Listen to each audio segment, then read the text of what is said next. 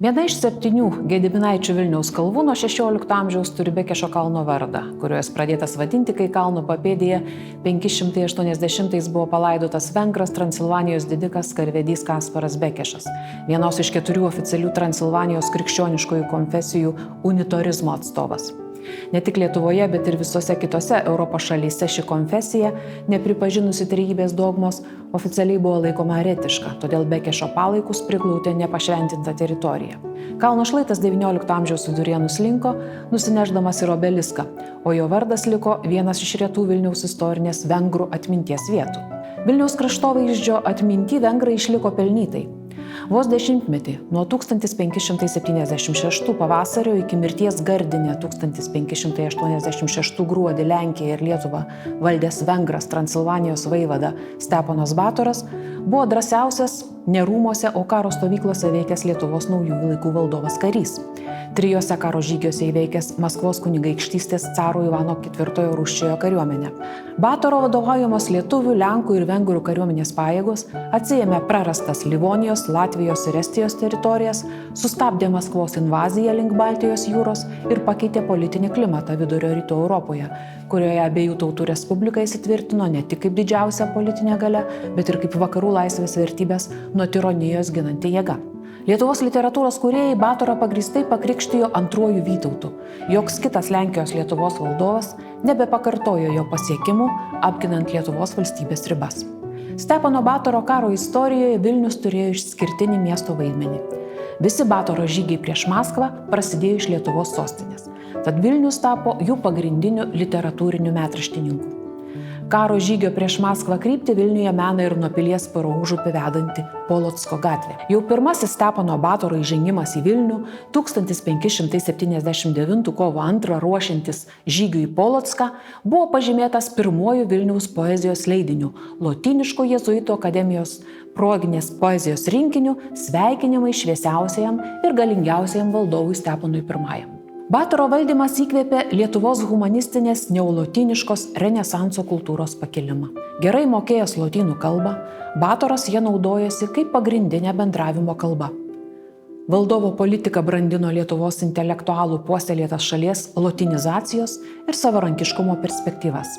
Apibendrintas Vilniaus vaito Augustino Rotundo 1576 m. spalį Steponui Batorui Rotundas dedikavo pirmąjį jo paties parengtą Lietuvos teisyno, antrojo Lietuvos statuto lotyniškąjį variantą. Jo dedikacijoje Batorui Rotundas išdėstė ir šalyje plėtojama lietuvių kilmės iš lotynų teoriją.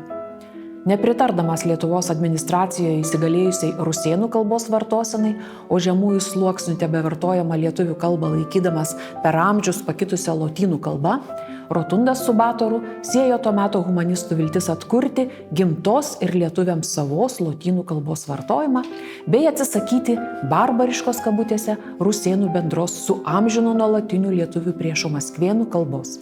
Rotundo entuziazmą demonstravo ir lotynišką Lietuvos vertimą, palydėjusi jo paties parašytą lotynišką Lietuvos istoriją, trumpa Lietuvos kunigaikščių istorija, pristačiusi Batorui Lietuvos diduomenės lotyniškąją kilmę.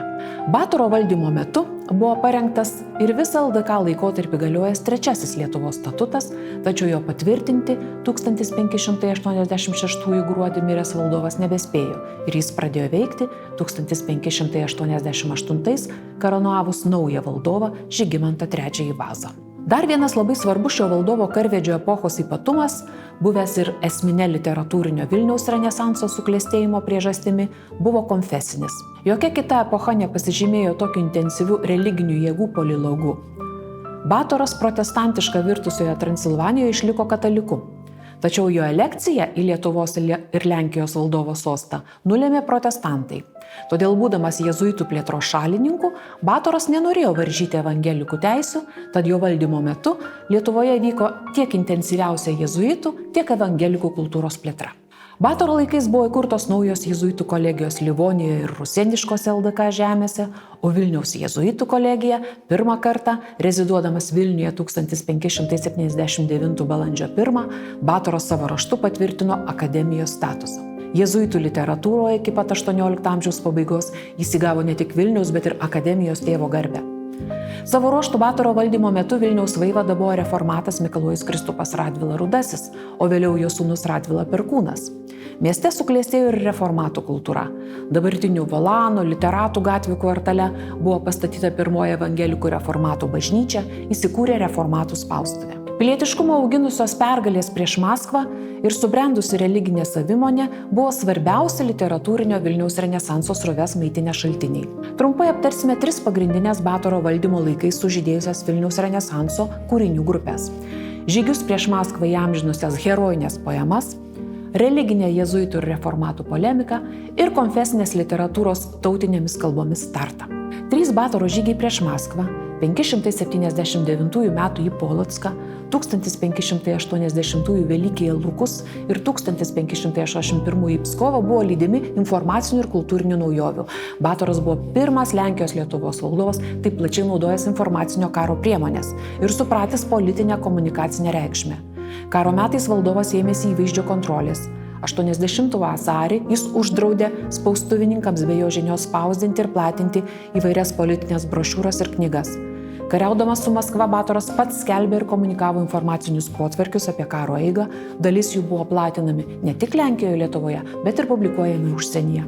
Batoro valdymo metu Lenkijoje, Lietuvoje pirmą kartą pradėti rengti kariniai žemėlapiai. Vienas jų, Descriptio Ducatus Polocensis, 1580 buvo išspausdintas Romoje. Jis turėjo propagandinę informacinio karo reikšmę. Apaštalų sostas, tikėjęsis iš Batoro Europos lyderio kovoje su turkais ir net svajojęs apie Maskvos pamaldumą popiežiaus valdžiai, vaidino svarbų vaidmenį Batoro santykių su Maskva istorijoje.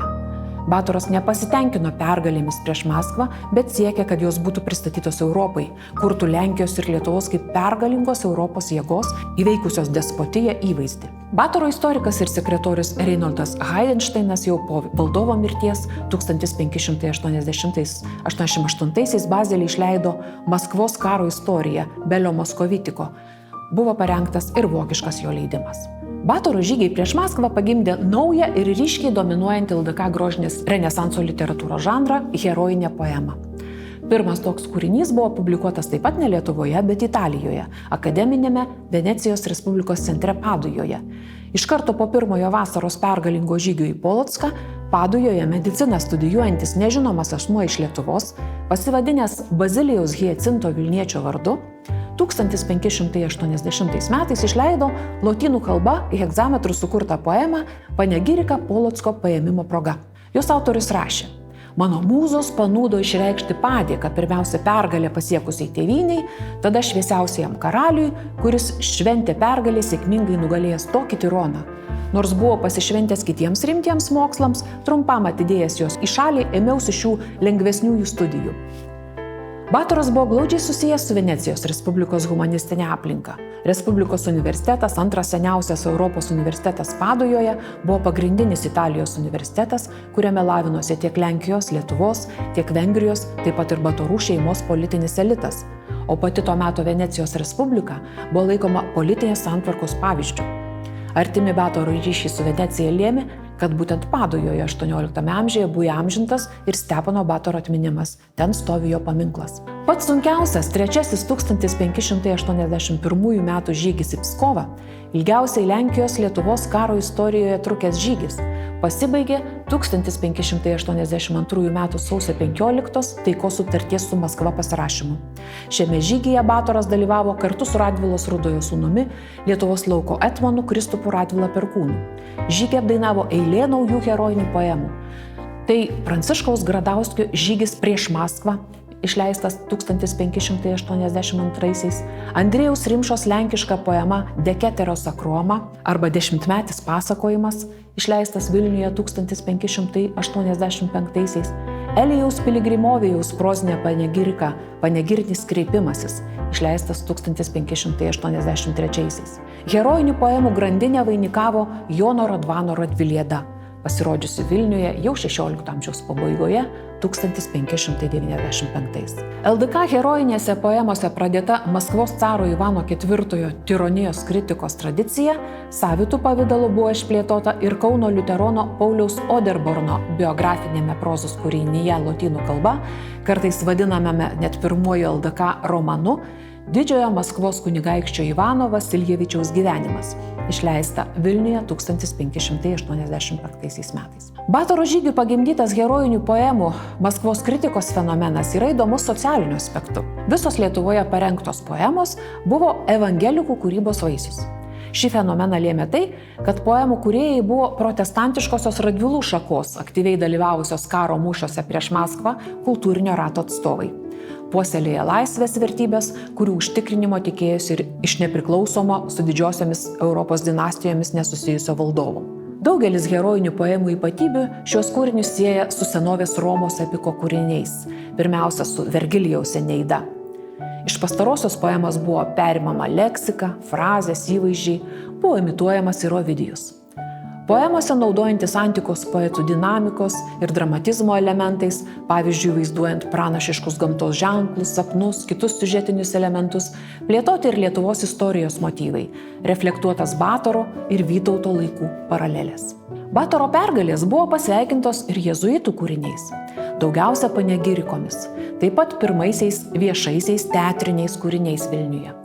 Valdovui grįžus iš trečiojo karo žygio į Pskovą 1582 vasario 4 dieną Vilniaus arkikatedroje buvo suvaidinta Vilniaus akademijos graikų kalbos profesoriaus Kasparo Pentkovskio drama Dialogas apie taiką. Stebėdamas jo pasirodymą, kulminacinėje scenoje Steponas Batoras verkdamas suklupęs ant kelių.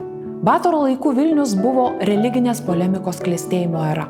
Po 2 pirmųjų Pranciškaus Korinos Vilniuje kirilica išleistų knygų, Lietuvos sostinėje knygų leidyba neįsibėgėjo dar beveik 50 metų. Tik reformatų ir jėzuitų konkurencija 8-9-16 amžiaus dešimtmečio viduryje paskatino abipusį knygų leidybos srautą. Išskirtinę vietą intelektualinėme to meto gyvenime užėmė 2 lyderiaujančių asmenybių religinė kontroversija – jėzuito Petro Skargos ir reformato Andriaus Volano. Svarbiausiais Skargos religinės polemikos veikalais laikytinos 3 Vilniuje išspausdintos knygos. Pagrindinės temos buvo Eucharistijos ir bažnyčios samprata, skirtinga pažiūra į šventųjų garbinimą. 1579 Vilniuje išleistas Skargos šventųjų gyvenimai buvo pirmasis didelis hagiografinis veikalas, gaivinęs šventųjų kultą ir formavęs prozinio pasakojimo tradiciją, kuria rėmėsi ir pirmasis šio žanro lietuviškas XIX amžiaus Motiejaus Valančiaus darbas Žyvatai šventųjų. Reformatas Volanas atvirkščiai, kritikuodamas šventųjų garbinimo papročius kaip stabmeldiškus, diegė individo religinės ir socialinės atsakomybės vertybės, o savo darbe apie politinę arba pilietinę laisvę, mokydamas apie tai, kad tik įstatymų besilaikantis žmogus yra laisvas, skelbė revoliucinę visų luomų lygiavertiškumo ir visų asmenų lygybės prieš įstatymą idėją. Negalima pamiršti dar vieno renesanso kultūros brandą paliudijusio Batoro laikų Vilniaus literatūrinio gyvenimo aspektą – pirmųjų knygų tautinėmis kalbomis. Jos taip pat buvo 2 religinių jėgų vaisiai. Nuo 1581 Vilniuje katekizmus ir giesmynus lenkų kalba Radvilų spaustuvėje ėmė leisti reformatai. Jų pagrindu 1598 Vilniuje buvo išleista ir pirmoji lietuviška reformatų knyga Merkelio Petkevičiaus katekizmas, kuriame buvo ir giesmynas. 585 Vilniaus akademijos spaustuvėje išėjo Kanizijaus mažojo katekizmo vertimai į latvių ir rusėnų kalbas. Atrodo, kad tuo pačiu metu Kanizijaus katekizmą Vilniaus jėzuitai išleido ir lietuvių kalba. Deja, ši knyga iki mūsų laikų neišliko ir pirmoji lietuviška Lietuvoje spausdinta katalikiška knyga išėjo po 10-mečio, tai buvo 1595 Vilniuje pasirodęs Mikalojaus Daukšos katekizmas, parengtas jėzuitų teologo Jokūbo Ledesmos pagrindu. Ankstyvųjų naujųjų laikų Lietuva, kur tik pirmuosius žingsnius žengė vizualiosios kūrybos formos, raštyje buvo svarbiausia renesanso kultūrinė forma. Batoro laikų Vilniuje suklestėjusi politinės, istorinės, grožinės, religinės literatūros lotynų ir tautinėmis kalbomis atsiradimas laikytinas brandžiausių Lietuvos humanizmo liudijimu.